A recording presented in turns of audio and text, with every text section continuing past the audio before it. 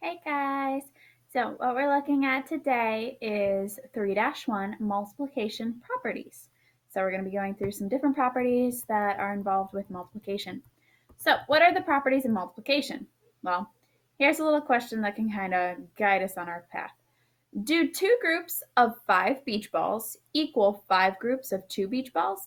So if we have 2 groups and each group has 5 beach balls in it, we'd have 10 beach balls. If we have 5 groups, but each one has 2, do we still have 10 beach balls? We do. So we can switch around the way we'd multiply. That's what's known as the commutative property. So the commutative property of multiplication. This tells us that we can order the order of the factors can be changed, but the product stays the same. So basically, when we have any 2 numbers, we can take 2 times 5, or we can take 5 times 2. It doesn't matter. So we can switch them back and forth. So commutative property is with 2 numbers. So it's always going to be 2 numbers switching around. Now the associative property, you could change the grouping of the factors for 3 or more. So note, this is when we have 3 or more. And once again, the product is going to stay the same. So if we have 2 times 5 times 3, that's the same thing as having 2 times 5 times 3. It's all the same. So in this first one, we do 2 times 5, which would give us 10, times 3, which is 30. In this one, we'd have 2 times 5 times 3 is 15. 2 times 15 is 30.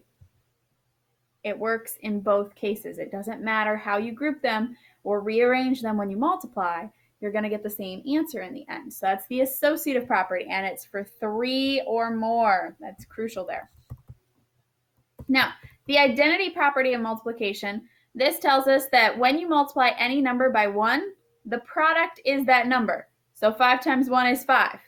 6 times 1 is 6.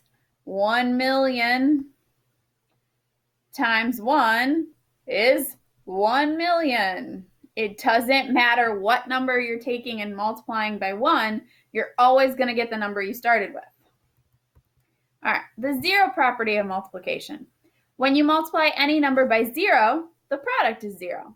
5 times 0 is 0. 6 times 0 is 0. 10 billion times 0 is 0. No matter what we're taking times 0, we're always going to get 0. So these are different properties. So we've got the zero property, we have the identity property, we have the associative property, and we have the commutative property. You will want to have these wrote down so that way it makes it a little easier for doing the homework, okay? So you should have these in notes.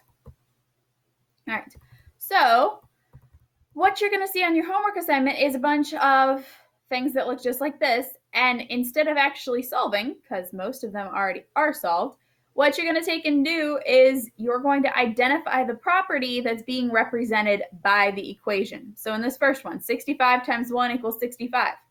Which one is that? It's the identity. What about when we take 33 times 0 and we get 0? That's the zero property. 45 times 6 equals 6 times 45. Which one tells us that we can switch 2 numbers? That's the commutative property. And then the last one, 6 times 20 times 5 equals 6 times 20 times 5. Which one tells us that we can rearrange any 3 numbers? The associative property. So these are 4 different properties that you're going to be using. So you're going to see problems that look just like this. Be very careful. Some of them you might get confused with others. So associative is always going to have 3 being switched around. Identity is always when you're multiplying by 1. 0 is when you get 0 for an answer. So be super careful with these, okay? So your keyword for this lesson is properties. Properties is your keyword for this lesson. If you guys have any questions, feel free to ask. Have a great day, guys.